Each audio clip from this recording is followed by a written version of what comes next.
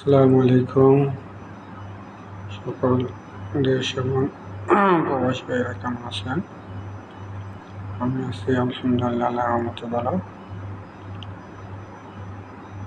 তবে যে কথাগুলো বলার জন্য লাইভে আসছিলাম সেটা হলো, গত বৃহস্পতিবার মানুষে একটা মিটিং হয়েছিল যে আবার বাংলাদেশ থেকে নতুন লোক আনার জন্য। কিন্তু মালয়েশিয়া যে হাজার হাজার লোক অবৈধ আছে, তাদের ব্যাপারে কি সরকারের কোনো ভূমিকা আছে?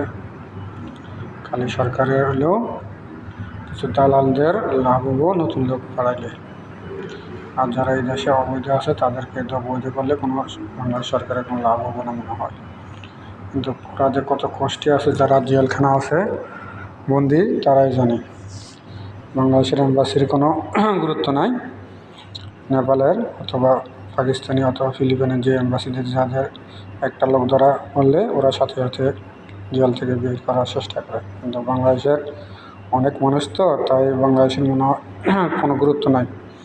হাজারো মানুষ যদি জেলে পৌঁছে, তার কোনো বাংলাদেশের এম্বাসির কোনো গুরুত্ব নাই।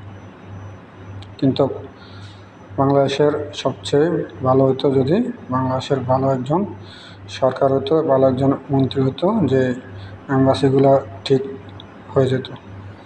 এম্বাসিগুলো বাংলাদেশের মানুষদেরকে মানুষই মনে করে না মনে হয়। ওরা এমন মানুষ, বাংলাদেশের এম্বাসি যারা কাজ করে, আর সব কোনো মানুষ মনে করে না ওরা। ঠিক আছে? তবে কলিং খোলাচ্ছে বাংলাদেশে কিছুদিন আগেও সবাই দেখছেন একটা ভিডিওতে, এক লোক জেলখানার থেকে 1 মাস 2 মাস জেলখানা পরে পুরো শরীরটা ফসে গেছে বাংলাদেশে যাওয়ার পরে। দেখা গেছে যে ও আর কাজ করে খাওয়ার মতো কোনো উপযুক্ত নাই। বাংলাদেশের জেল যারা কাটছে তারাই বলতে পারবে। অর্থাৎ যারা মালয়েশিয়া অবৈধ আছেন তাদেরকে বৈধকরণ করার জন্য সরকারের কাছে সবাই করবেন, জোর দাবি জানাবেন। যদি মালয়েশিয়া অবৈধভাবে এইভাবে হয় নাই, কিছু দালালের কারণে অবৈধ হয়েছে, আর মালয়েশিয়া ভিসা করতে খুবই সমস্যা, দালাল চক্র বেশি।